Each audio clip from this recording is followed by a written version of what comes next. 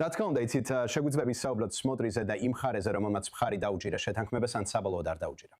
იცით, ეს საკითხი, რამდენად რთული იქნება ეს საკითხი ჩვენი მომავალი საარჩევნო კამპანიისთვის, პრემიერ-მინისტრისთვის, რომელმაც, როგორც იცით, ნამდვილად უჭერდა მხარს საბოლოო გამარჯვებას, სრულ გამარჯვებას. მისი სიტყვებით, როცა ამ ომში შევიდა, ეხლა ესეთი ადამიანები გამოდიან და ამბობენ, იცით, ეს სისულელე იყო. ამან გამოიწვია მეტი მძევლის დაღუპვა. რამდენად დიდი მნიშვნელობა ექნება ამ საკითხს ჩვენთვის. არ ფიქრობ, რომ ეს დიდი საკითხი იქნება მომავალ კამპანიაში. თუ ჯერ კიდევ დარჩებოდა მძევლები ღაზაში, ეს იქნებოდა პრობლემა. მაგრამ ეხლა ყველა მძევალი გამოვიდა. სამწუხაროდ ყველა ცოცხალი არ გამოსულა, მაგრამ ყველა გარეთაა. დღეს ღაზაში არც ერთი ისრაელი მძევალი აღარ დარჩა და ეს კარგია. როცა სმოტრიჩი ამბობს, რომ ეს ყველაფერი მისი დამსახურებაა, ის, რა თქმა უნდა, როგორც პოლიტიკოსი, ამკობს საკუთარ როლს. მაგრამ ჩემს გონებაში არანაირი ეჭვი არ არის, რომ სამხედრო ზეწოლამ და შეერთებული შტატების მხარდაჭერამ ერთად, პრეზიდენტ ტრამპის მხარდაჭერამ და მიმდინარე, ანუ ჩვენ ღაზას ქალაქის გარეუბლებში ვართ. ვაპირებ შევიდეთ ჰამასის ბოლო ბასტიონში და უცებ შეთანხმება შედგა, ხომ ასეა? ეს შემთხვევით არ მომხდარა. და მე პირადად კრიტიკულად უყურებ იმ ადამიანებს, ვინც ამბობდა, რომ უბრალოდ უნდა დაგვეთანხმებინა ჰამასის ყველა მოთხოვნა. გულისხმობ, შეიძლება ტყვეები უფრო ადრე გამოგვეყვანა, მაგრამ მაშინ ჰამასი ისევ ჩვენს საზღვარზე იქნებოდა და სამხრეთის ჩვენს თემებს ემუქრებოდა. ჩვენ კიდევ ერთხელ აღვნიშნეთ, რომ ეს შეთანხმებები ყველა ნაწილობრივი იყო. სრული შეთანხმება არასდროს ყოფილა განხილვაში. ან სრული შეთანხმება, რაც ისრაელის კაპიტულაციას ნიშნავდა. და ზოგიერთმა თქვა, რომ ჩვენ უნდა დაგვეთმოთ თქვენთვის. რა ფიქრობ, მთავრობას ეს ძალიან რთული გადაწყვეტილება ჰქონდა მიზეზით გააზრებული მიდგომით. და ბოლოს მათ მართლაც ყველა მძევალი გამოიყვანეს. და სწორედ იმიტომ, რომ ყველა მძევალი გამოიყვანეს, სამწუხაროდ ზოგიერთი მათგანი გარდაცვლილი იყო.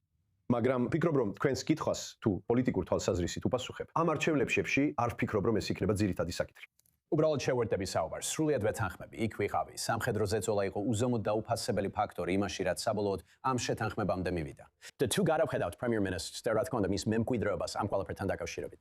მისი კავშირი პრეზიდენტ დონალდ ტრამპთან ამ ეტაპზე, რომელიც ალბათ უნდა გამხდარიყო მისი საარჩევნო კამპანიის მთავარი ნაწილი, ახლა რას ნიშნავს ეს პრემიერ-მინისტრისთვის? როგორ იყენებს ის, იცით, თავის კავშირებს აშეტეშოსთან, თავის წარმატებებს პრეზიდენტ დონალდ ტრამპთან, იცით, განსხვავებით იმ სიტუაციისგან, რომელშიც შეიძლება ამ ზაფხულს აღმოჩნდეს.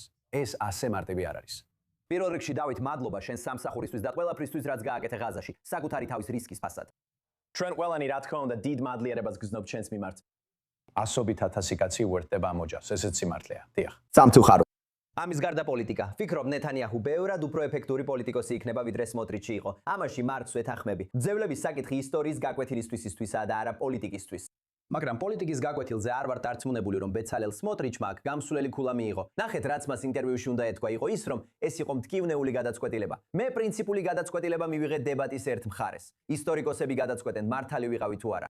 მაგრამ ნამდვილად მესმის მეორე მხარეც და რა თქმა უნდა მეც როგორც ყველა სხვა მინდოდა მძევლები გამოსულიყვნენ და რაც შეიძლება ბევრი მათგანი ცოცხალი დაბრუნებულიყო. შემდეგ კი უბრალოდ ცხოვრება გაგრძელებულიყო. ამის ნაცვლად მან თავისთვის ზედმეტი სათაური შექმნა, უსარგებლო სათაური, რომელიც შეიძლება 1-2 დღე გაგრძელდეს. მიუხედავად იმისა, რომ ეს არ არის მთავარი, საბოლოოდ მაინც კამპანიის დასკვნით ეტაპზე ვართ. რაც შეეხება ნეთანიაჰუს და ტრამპს, ნეთანიაჰუ იქნება პოლიტიკოსი, რომელიც საკმარისად მოქნილია, რომ ეს სიტუაცია ორივე გზით გამოიყენოს.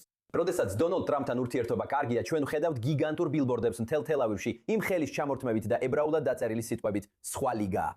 თუ ურთიერთობა აშშ-ის პრეზიდენტთან ცუდია, ჩვენ ვიცით ბენიამინ ნეთანიაჰუ ამასაც როგორ გამოიყენებს. მე ვიცი როგორ დავიცვა ისრაელი. თქვენ მეგჭირდებით. სინამდვილეში თქვენ მეგჭირდებით. სწორედ მეგჭირდებით. რდებით. ამ მომენტისთვის მეგჭირდებით, რომ ამერიკელ პრეზიდენტს დაუპირისპირდე და წინ აღუდგე. ის აშკარად ეცდება, რომ დააბალანსოს ეს გზამილი, დამოდროულად არ გააღიზიანოს დონალდ ტრამპი ამჟამად. ამასთან ამ მომრჩევლებიც არ მოისურვებენ, რომ მან ეხლა გააღიზიანოს დონალდ ტრამპი. მაგრამ ნეთანიაჰუ ვფიქრობ იცის როგორ მართოს ეს ბალანსი. ეს არ არის მისთვის საშიში საკითხი. სხვა საკითხებია უფრო საფრთხის შემცველი, განსაკუთრებით ჰარედული იეშივა სტუდენტების გაწვევის თემა. ძალიან საშიში საკითხია ბენიამინ ნეთანიაჰუსთვის. ის ამას ძალიან კარგად იცის. სწორედ ამიტომ ცდილობს თემის შეცვლას და ამ კამპანიის სხვადასხვა მიმართულებით წაწაყვანას და მომავალშიც ასე გააგრძელებს. ამაში ოენის ანალიზს ვეთანხმები. ვფიქრობ, ის სრულიად სწორად ამბობს. მაგრამ ფიქრობ შეიძლებოდა ყოფილიყო რაც რამდენიმე ხმას მაინც მოიტანდა. და ეს იქნებოდა ის, რომ თუ ტრამპი, როგორც ითქვა, არჩევნებამდე რამდენიმე კვირით ადრე ისრაელში ჩამოვიდოდა, მიიღებდა ისრაელის ის პრიზს, ისინი ჩაეხუტებოდნენ, აკოცებდნენ ერთმანეთს და ტრამპი კარგ რამეებს იტყოდა.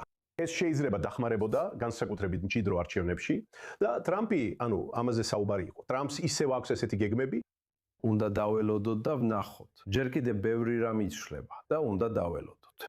მართალია. ნეტანიაჰუს ორივე შემთხვევაში შეუძლია გამარჯვება. შეუძლია გაიმარჯვოს, თუ ისრაელის ინტერესებს დაიცავს და შეუძლია გაიმარჯვოს იმითაც, რომ ამერიკის პრეზიდენტთან კარგი ურთიერთობა აქვს. მაგრამ ტრამპის ვიზიტი არჩევნებამდე შეიძლება იყოს ის, რაც საბოლოო გამარჯვებას მოგიტანთ. შეგახსენებთ, რომ პრეზიდენტმა კლინტონმაც სცადა ეს პარიზისთვის წარსულში. ეს არ იქნება პირველი შემთხვევა, როცა ამერიკელი პრეზიდენტები ისრაელის არჩევნებში ჩაერევიან. ჯერ კიდევ არ ვიცით. დავალოდებით მოვლენების განვითარებას. იცით, პრეზიდენტი ტრამპი შეიძლება ერთ მხარეს დაუჭიროს მხარე ან მეორეს. ჯერ არ ვიცით. ელჩო რეიგან. და when ultraman მადლობა რომ გლესტრენს გადაცემაში ეყავით. მადლობა.